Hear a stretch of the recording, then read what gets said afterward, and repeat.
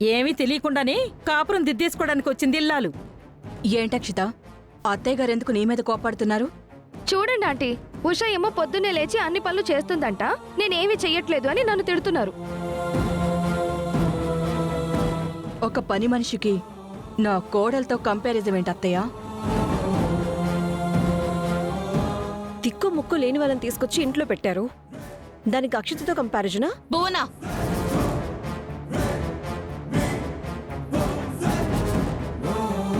కష్టాల్లో ఉన్న వాళ్ళని చూసి అవహేళన చేస్తూ మాట్లాడడం మంచిది కాదు.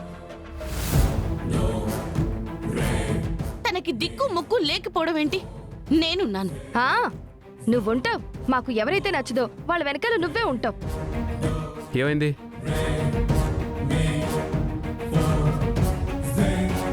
ఏమైంది అక్షిత? మా వదిన్ని ఇష్టం వచ్చినట్లు మాట్లాడుతున్నావు. నేనేమీ ఆవిడ గారిని ఏం మాట అనలేదు. వీళ్ళందరూ కలిసి ఈ ఉషాని చూపించి నన్ను తక్కువ చేసి మాట్లాడుతున్నారు. ఉదయం నుంచి ఆవిడ పనులన్నీ చేసేస్తుందంట, అక్షిత ఏమీ చేయటం లేదంట.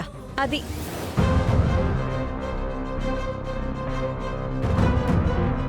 బామ్మగారు వాళ్ళు నిన్నేం నిందించడానికి మాట్లాడట్లేదు.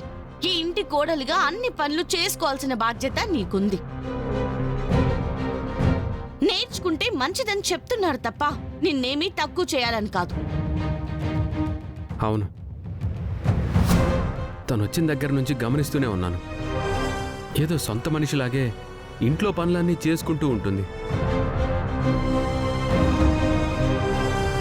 అవును, నిన్నెవరో ప్రేమించారన్నావు. ఆ అబ్బాయి నిన్నెందుకు కాదంటున్నాడు?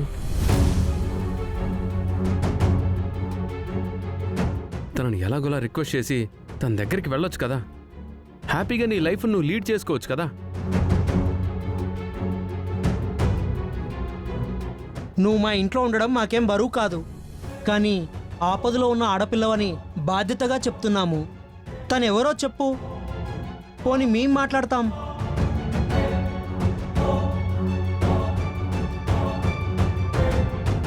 నేనెన్నిసార్లు అడిగినా నాతో కూడా చెప్పలేదు. అసలు తనెవరు ఉషా? ఎందుకు నేను కాదనుకుంటున్నాడు?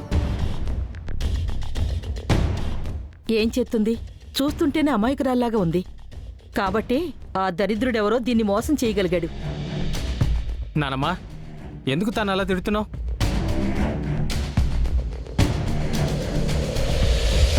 తిట్టక ఇలాంటి మంచి పిల్లని బాధ పెట్టిన వాడిని. నీకు పల్లవే కాదు, మేమందరం కూడా నీకు తోడుగా ఉంటాం. అతనెవరో చెప్పు, అతనితో మేం మాట్లాడతాం. అవునమ్మా, వాడెక్కడుంటాడో చెప్పు.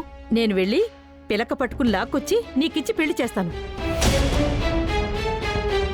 పోనీ తన పేరు చెప్పు చాలు, మేం పట్టుకుంటాం. చెప్పు షా, కనీసం తన పేరేంటో చెప్పు. నేనే కాదు, ఇప్పుడు ఈ కుటుంబం అంతా నీకు సపోర్ట్గా ఉంది. నువ్వేం భయపడక్కర్లేదు. తన పేరేనా చెప్పు.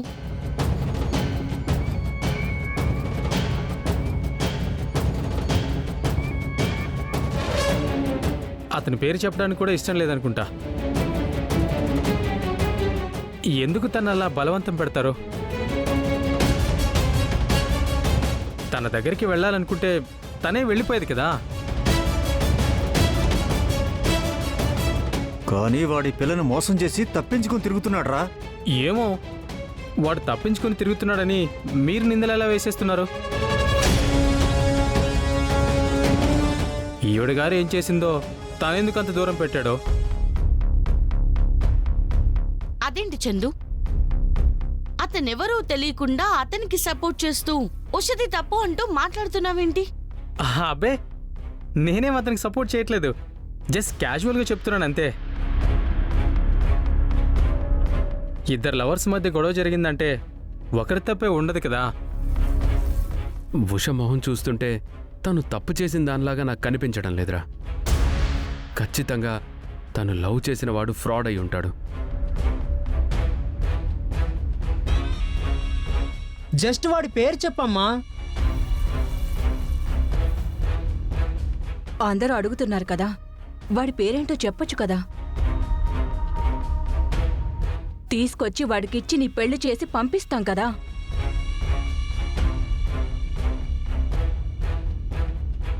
నువ్వు వాడి పేరు చెప్పు చాలు, వాణ్ణి లాక్కొచ్చి ఏ కీలుకా కీలు విరిచేసి నీ మెళ్ళో తాళి కట్టిస్తాం. అంతగా వాడు కాదు కూడదు అన్నాడే అనుకో, ఇంటి ముందే గొయ్యి తీసి. పీకల వరకు పాతేస్తావా? లేదురా, పేక మాత్రం పాతేస్తాను. ఆ, ఆ, చెప్పమ్మా, తనెవరు, ఎక్కడ ఉంటాడు, తన పేరేంటి?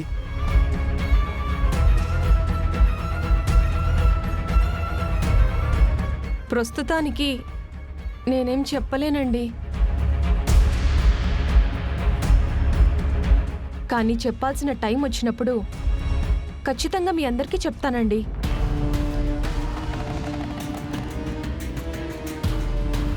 నిన్ను చూస్తుంటే వాడేదో నిన్ను ఖచ్చితంగా చాలా భయపెట్టినట్టే అనిపిస్తుంది. ఒకటి గుర్తుపెట్టుకో, నీ వెనక మా కుటుంబం అంతా ఉంది. నువ్వేమీ భయపడక్కర్లేదు. అలా అని నిన్నేమీ ఫోర్స్ చేయట్లేదు. నీ మనసుకి ఏమన్నా కష్టం అనిపించినప్పుడు, చెప్పుకోవాలనుకున్నప్పుడు మన కుటుంబం అంతా ఉంది. ఎప్పుడైనా నువ్వు తన గురించి చెప్పొచ్చు. నువ్వు తనెవరో చెప్తే చాలు, మరుక్షణమే నీ జీవితం చక్కబెట్టే బాధ్యత మాది. రెడీ అయ్యావా? వెళ్దామా? ఎక్కడికి నాన్నా? ఇవాళ కబడ్డీ కాంపిటీషన్ సెలక్షన్స్ ఉన్నాయి అత్తయ్య, అక్కడికి వెళ్ళాలి. సరేనమ్మా, పని మీద వాడు బయటికి వెళ్తున్నాడు కదా, భార్యవి, నువ్వెదురా.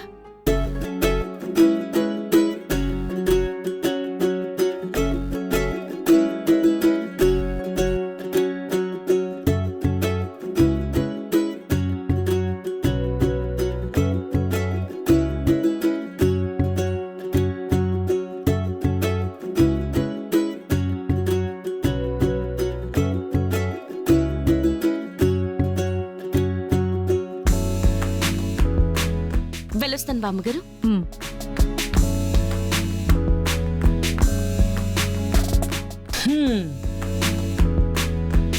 సార్ కూడా బయటికి వెళ్తున్నారు. వెళ్ళరా. హేయ్, ఏంటి వెళ్ళిరా? మా అన్నయ్య బయటికి వెళ్తుంటే మా వదిన ఎదురు రాలేదా? ఏ, నువ్వు నా పెళ్ళానివి కాదా? నేను నీకు భర్తని కాదా?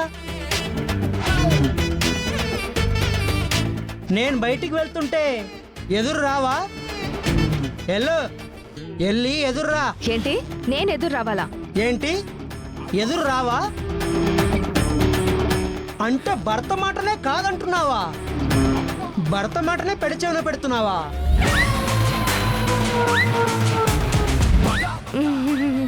ఏహే లేదండి, నేను చెప్పాను కదా, నాకు మీ మాట అంటే వేదవాక్కు అని. ఎదురేగా వచ్చేస్తానండి. ఏంటిది, ఎప్పుడు అక్షిత చంటిని లెక్క చేయకుండా మాట్లాడేది, కానీ ఇప్పుడు తను ఏం చెప్తే దానికి తలాడిస్తుంది? ఏం జరుగుంటుంది?